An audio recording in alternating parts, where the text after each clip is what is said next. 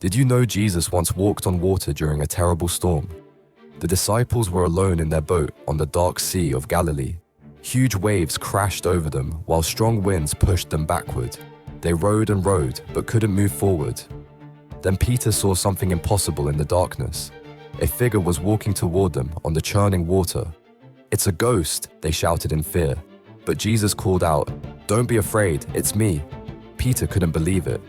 "If that's really you, let me walk on water too." "Come on," Jesus said with a smile. Peter stepped out and took one step, then another on the waves. But when he looked at the storm, he got scared and started to sink. "Help me," Peter cried. Jesus quickly caught him and pulled him into the boat. The moment Jesus stepped in, the storm stopped completely.